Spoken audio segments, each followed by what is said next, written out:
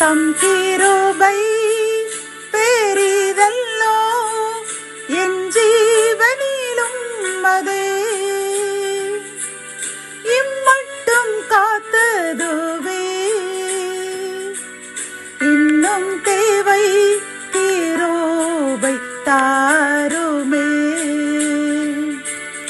இன்னும் தேவை கிருபை தாருமே.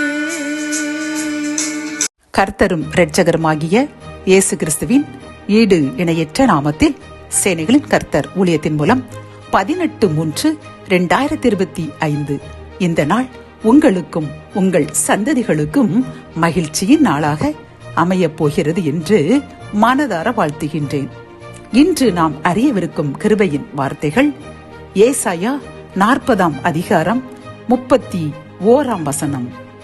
கர்த்தருக்கு காத்திருக்கிறவர்களோ புதுபலன் அடைந்து கழுகுகளைப் போல செட்டைகளை அடித்து எழும்புவார்கள். அவர்கள் ஓடினாலும் இளைப்படையார்கள், நடந்தாலும் சோர்ந்து போகார்கள்.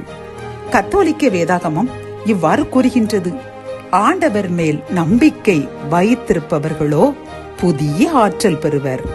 கழுகுகள் போல் இறக்கை விரித்து உயரே செல்வர். அவர்கள் ஓடுவர், களைப்படையார், நடந்து செல்வர், சோர்வடையார் என்கின்றது.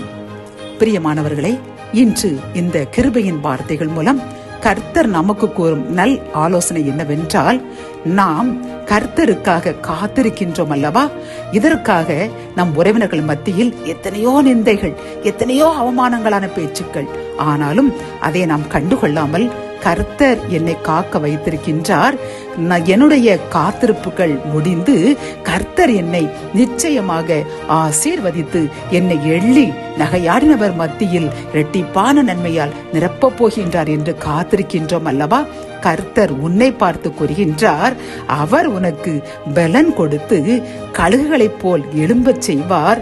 நீ ஒரு நாளும் இளைப்படையாமல் சோர்ந்து போகாமல் உன்னை எள்ளி நகையாடினவர் மத்தியில் தலை நிமிர்ந்து நடக்க செய்ய போகின்றார். பிரியமானவர்களே, ஆகவே நீங்கள் இனி கவலைப்படாதீர்கள். உன்னை எள்ளி நகையாடினவர்கள் வெட்கமடைய போகின்றார்கள். நீயும் உன் சந்ததியும் தலை நிமிர்ந்து நடக்கப் போகின்றீர்கள் என்று கர்த்தர் வாக்குரைக்கின்றார். ஆகவே இந்த பரிசுத்தமாக்கும் லெந்து நாட்களில் நம்மை இன்னும் அதிகமாக பரிசுத்தமாக்க சிறு சிறு பாவங்களோ கோபங்களோ இப்படிப்பட்ட கிரியைகளை கூட நம்ம விட்டு அகற்றி மிகுந்த பரிசுத்தவான்களாய் மாற்றுவோம்.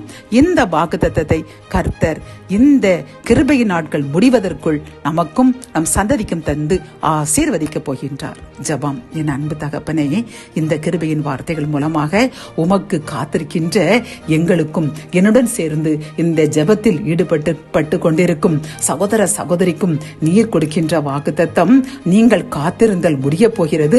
நீங்கள் காத்திருந்த காரியத்தில் இரட்டிப்பான நன்மை தரப்போகின்றேன். நீங்கள் புது பலன் அடைந்து சட்டைகளை அடித்து எழும்ப போகின்றீர்கள். உங்களை எள்ளி நகையாடினவர்கள் வெட்கப்பட போகின்றார்கள்.